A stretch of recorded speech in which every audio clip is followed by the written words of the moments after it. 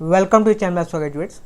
Today we are going to prove a very important theorem of Riemann integration, and theorem is every continuous function on closed interval is Riemann integrable.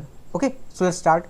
Suppose we have function fx on closed interval ab. Okay, and since this function fx is continuous function and it is continuous in closed interval ab, then this implies fx will be uniformly continuous function. Okay, so fx is now uniformly continuous. Now by the definition of uniform continuity, for any positive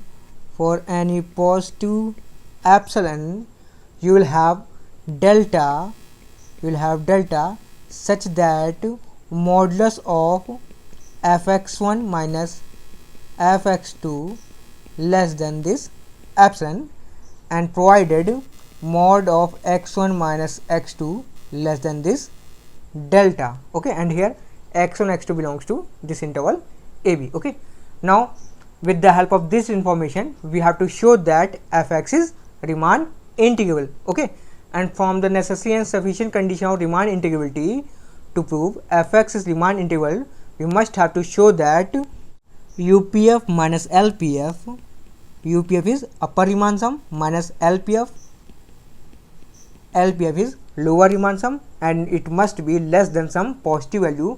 Suppose that positive value is epsilon prime. Okay, now let's consider some partition P of this interval AB. So here P is partition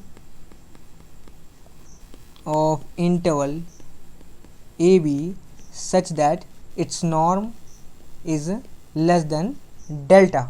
Okay, that means we have to partition this interval AB in such a way such that length of every subinterval of AB is less than delta. Okay, now let's find UPF minus LPF for this partition P. Okay, so UPF minus LPF will be this equals to summation capital Mi minus small mi into length of subinterval delta xi. Okay, and I is running from 1 to n.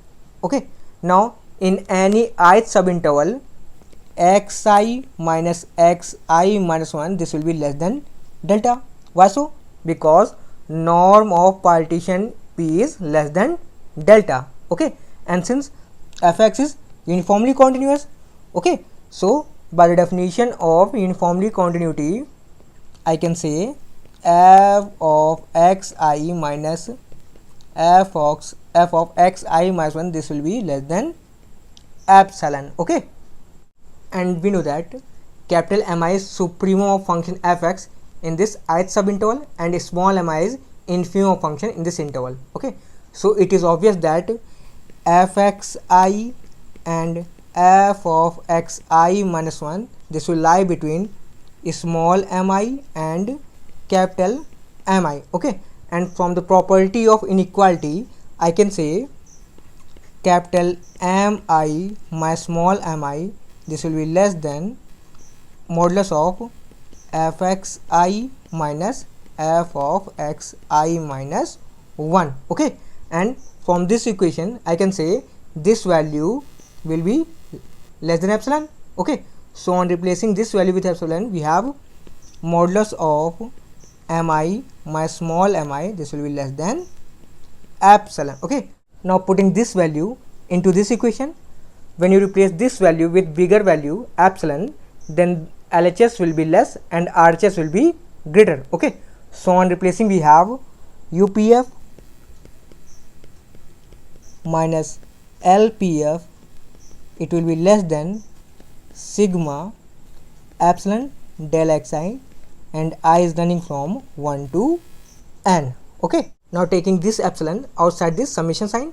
Okay, so we have epsilon sigma 1 to n del xi.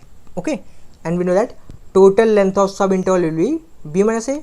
Okay, so UPF minus LPF, it will be less than epsilon b minus a. Okay, now consider some another positive value epsilon prime such that this epsilon prime is greater than epsilon b minus a. Okay, now replacing this with epsilon prime, so on replacing we have UPF minus LPF, this will be less than epsilon prime. Okay, and we have proved necessary and sufficient condition of Riemann integrability. Okay, hence I can say fx is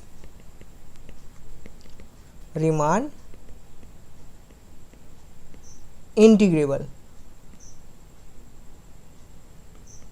Okay, so this video ends here. If you have really learned something valuable from this video, then show your support by subscribing the channel. Thank you. Thanks for watching.